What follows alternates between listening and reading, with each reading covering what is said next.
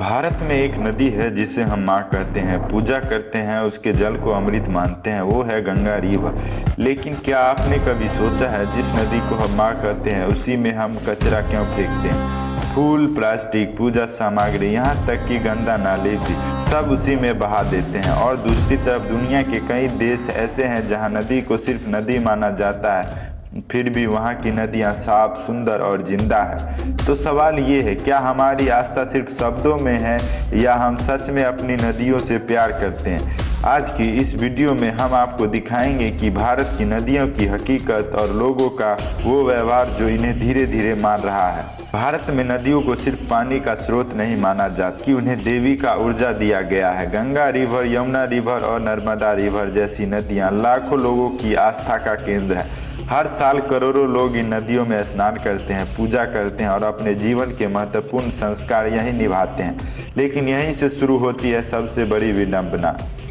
आज इन पवित्र नदियों की हालत बेहद खराब है। शहरों का गंदा पानी सीधे नदी में जाता है, फैक्ट्रियों का केमिकल बिना ट्रीटमेंट के बहाया जाता है। पूजा के बाद फूल, प्लास्टिक, मूर्तियां नदी में फेंक दी जाती है।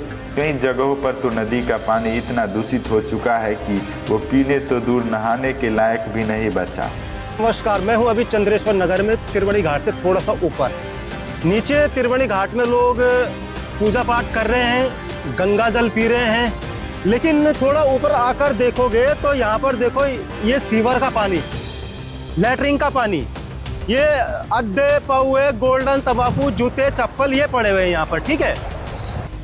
और नीचे लोग गंगा जल पी रहे हैं। लोगों का व्यवहार सबसे बड़ी वजह है। यहाँ सबसे बड़ा सवाल सरकार नहीं बल्कि हम खुद हैं।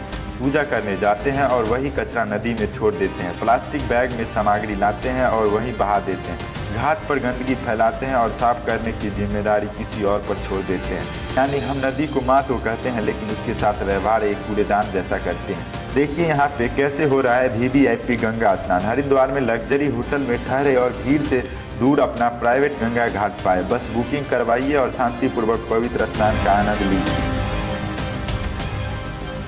अब जरा नजर डालते हैं दूसरे देशों पर। थैमस रिवर, इंग्लैंड की ये नदी एक समय इतनी गंदी हो चुकी थी कि उसे मृत नदी कहा जाता था, लेकिन आज ये यूरोप की सबसे साफ नदियों में गिनी जाती है। सिंगापुर रिवर, सिंगापुर ने अपनी नदी को साफ करने के लिए सख्त कानून बनाए, भारी जुर्माना लगाया और लोगों को जागरूक किया।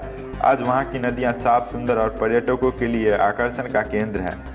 फर्क सिर्फ सिस्टम में नहीं, फर्क सोच और व्यवहार में है। वहाँ लोग नदी को रिसोर्स मानते हैं, यहाँ हम नदी को भगवान मानते हैं। लेकिन वहाँ लोग उसे बचाते हैं और हम यहाँ उसे गंदा करते हैं। अगर हम सच में अपनी नदियों को बचाना चाहते हैं तो सिर्फ पूजा से नहीं होगा, हमें बदलना होगा अपना व्यवहार। कचरा नदी में फेंकना बंद करना होगा, प्लास्टिक का इस्तेमाल कम करना होगा और दूसरों को भी रोकना होगा। नदी सिर्फ पानी नहीं, वो जीवन है। अगर हमने आज भी अपनी आदतें नहीं बदली तो आने वाली पीढ़ियों को सिर्फ किताबों में ही गंगा नदी देखने को मिलेगी। तो सवाल एक ही है, क्या हम सच में अपनी माँ को बचाना चाहते हैं या सिर्फ नाम के लिए उसे पूछते रहेंगे? अगर ये वीडियो आपको सोचने पर मजबूर करे तो इसे शेयर जरूर करें, क्योंकि बदलाव की शुरुआत हमसे ही होगी।